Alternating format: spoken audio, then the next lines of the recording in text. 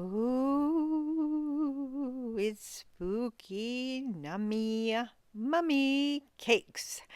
Thanks for coming to Nummy Nummy Moo Moo for Halloween. So today I decided I was gonna make a quick mummy cake, and I've decided that I'm gonna make it in like a ding dong, a Hostess ding dong flavor, so a chocolate cake. As you can see, I'm just using cake mix. I think that's fine, or your own recipe.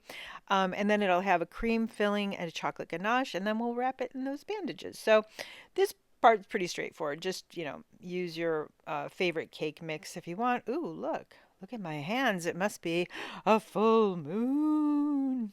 Anyway, I found these molds at Michael's and I really love them. They're so great and they have a lot of details. So I'm just gonna fill those up with the the cake batter. I will say fill them pretty full because you want them to puff out over the top if you can, and then we'll cut those flat. I'll show you that later. Now for the inside, it's a cream filling. I'll put the recipe below, but basically you make kind of a roux in a way. You start with sugar and flour, a little bit of salt and milk. And you'll see, I'm not going to show you taking it over to the stove, but you just cook it down over the stove and it thickens up like kind of like a roux. And then here you go, there it is.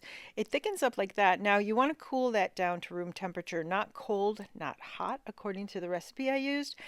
And then we're going to use some softened butter. That's a cup of softened butter, and fluff that up in our KitchenAid. And then we'll add that mixture, it's called the base, back into this butter. So this filling I don't think tastes a lot like a Hostess cream filling. I saw some marshmallow versions and things like that, but I thought I'd give this one a try. It is very buttery, which is delicious. I'm not going to lie. Okay, so here's our cakes. When we pull them out, you can see that the detail is really nice. Now that first one there on my cookie sheet, I cut flat on the back so it will lay flat. You can see they puffed up pretty good. Here, I'll show you a little bit of close up. You can see all that detail. It's great. Now I'm just going to take my spoon and I sort of just pull out and make a little bit of a cavity to fill in the cream filling mixture that I throw into a piping bag. That's all pretty straightforward. There you go. You can see me doing that.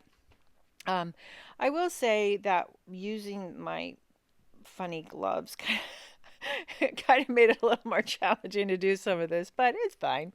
Okay, so now we're going to do a chocolate ganache. Now, there's a lot of recipes out there for making a chocolate ganache. It's so simple. I just used a cup of cream. Now, that's a cup of cream and a cup of 61% semi-sweet chocolate. I would say go look at these recipes. I did the chocolate by weight because you really do want those ratios the same. And then I'm going to add a little bit of vanilla, you can see there, and a little bit of salt. And I'll put that below in the description. And it stays kind of a light color. As you can see, you're just going to mix that around until you combine it. I put those skulls into the fridge so they're a little cool so that when I start dribbling on the chocolate, it kind of started to set up. So that was actually nice. Now it looks fairly light, but you'll see when it sets, it does get a little bit deeper in color. I just did it all over the pan really to try to make it as neat as possible. Oh, there's the eyes. So I ordered those a little while ago on Amazon, and I think they're so cute. So here, we'll just jump ahead because this is just ladling on all the chocolate. But you can see when it dries, it does deepen, and those eyes make it really really gruesome, right? So I decided for some of them I would cover them in candy melts because that gives a nice like hard shell plus a skull sometimes has like a white cast to it. After you cover them, just tap them down. It doesn't matter if it's completely covered because we're going to cover it in bandages anyway. And then I just went in and realized that you do need to kind of um, pull the chocolate out of the eyes. It's pretty gruesome, but you need to do that. So there, when you pop in the eyes, they have a little cavity to go into.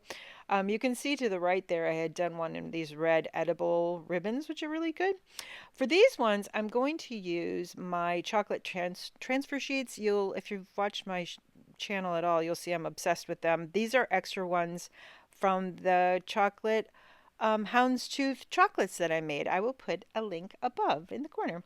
Anyway, I cut these down to make them into bandages, bandage size, and I honestly didn't know if this would work, but I thought I'd give it a shot. So you put on the hot melted candy melts, you sort of spread it over and let it start to set up a little bit. While that was happening, I thought, well, maybe for the other skull at the top, I will do some roses just because that might be cute and whimsical.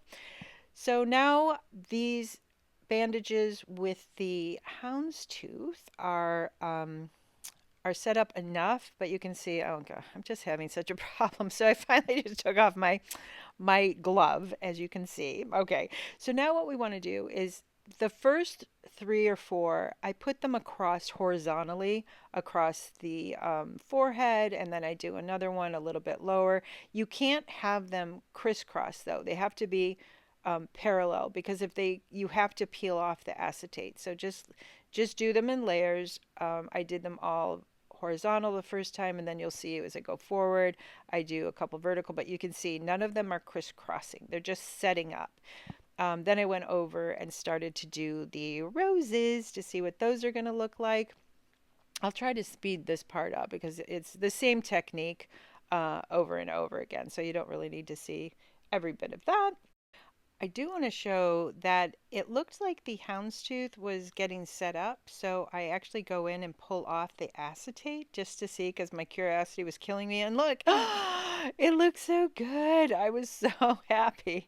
Anyway, all right, so now we know it will, I believe it will work. And then I just start to layer on the roses and we'll keep moving along with those. So it's really just the same technique over and over again. You decide how you want to pile on these the ribbons, but I did want to show you when you start to pull off the acetate, just let it set up a little bit.